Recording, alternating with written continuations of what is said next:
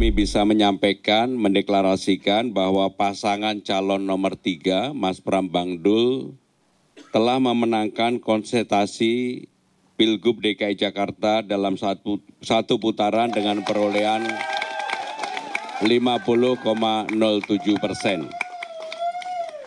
Hasil ini sudah sesuai dengan ketentuan Undang-Undang Nomor 29 Tahun 2007 dan juga dengan Undang-Undang DKJ Nomor 2 Tahun 2024. Selalu ada sejarah baru di Pilkada Jakarta, termasuk apa yang selama ini disebutkan sebagai kutukan Pilkada Jakarta. Saya mengundang seorang yang pernah menjadi Gubernur DKI Jakarta, Anies Baswedan. Pak Anies, mungkin bukan kutukan, tapi mitos yang selalu terjadi dan saya mau minta tanggapan Pak Anies. Nah, jadi kalau ini satu putaran, ini juga sejarah. Tapi kalau ini 2 putaran, maka tadi ada kutukan yang disebut nomor 2 yang menang. Tapi sebelum itu saya mau masuk dulu. Betul adanya yang disebut dengan kutukan Pilkada Jakarta. Incumbent itu selalu dikalahkan untuk periode kedua. Pak Anies juga dikalahkan alias tidak diizinkan maju. Mungkin lebih tepat apa ya, mitos ya. Kalau disebut kutukan itu seperti agak berat itu.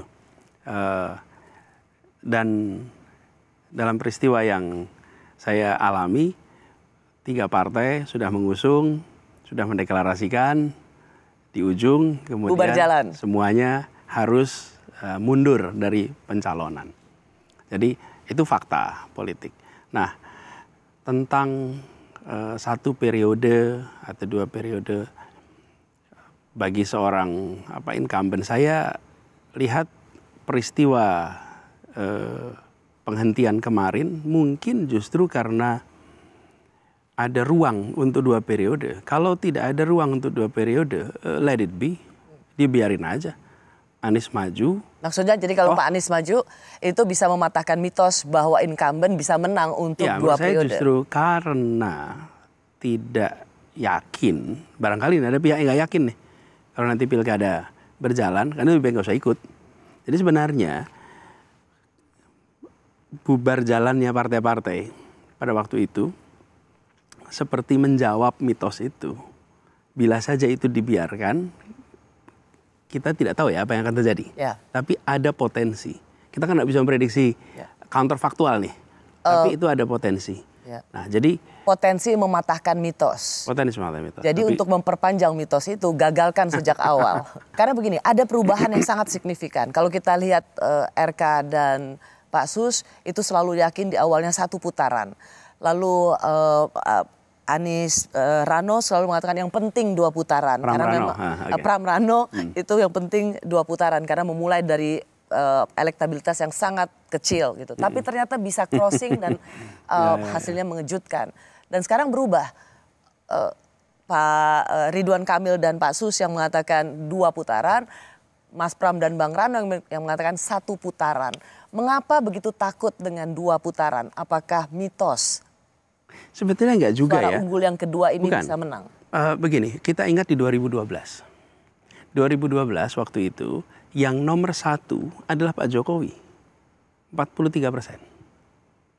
Ya, Pak Foke itu kalau tidak salah 34%.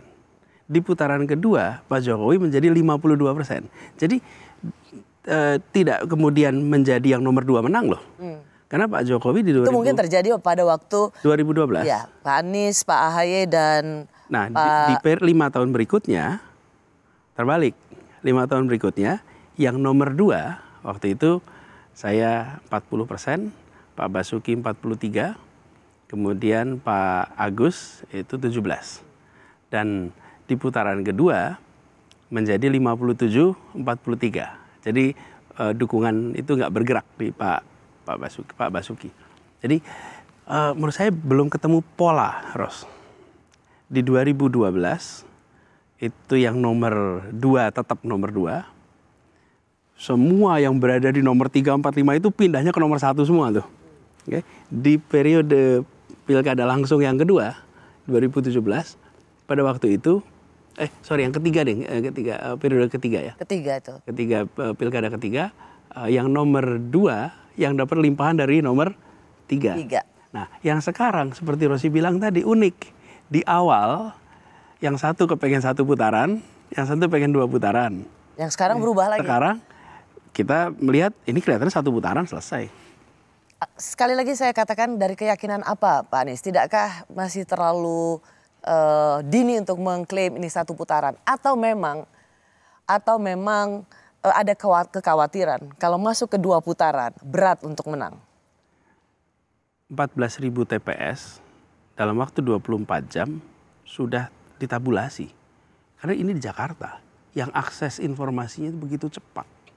Jadi kalau sudah terhitung seperti sekarang 50,7%, ya 50,7% mau diapain lagi gitu. Mungkin kita punya pengalaman di berbagai tempat, ada intervensi, ada ya diawasi saja ini. Kalau ini diawasi harusnya nggak berubah. Toh ini sudah real count bukan? Ya. Jadi Anda tetap yakin yang 1 putaran? Saya yakin dengan angka 50,7. Itu 100% di KPU. Masa saya nggak percaya sama KPU? Masa saya bilang KPU kelihatannya angka Anda nggak benar? Enggak dong. Ya saya percaya dong KPU. KPU-nya bilang 50,7 tabulasi dia, ya itu yang kita percaya.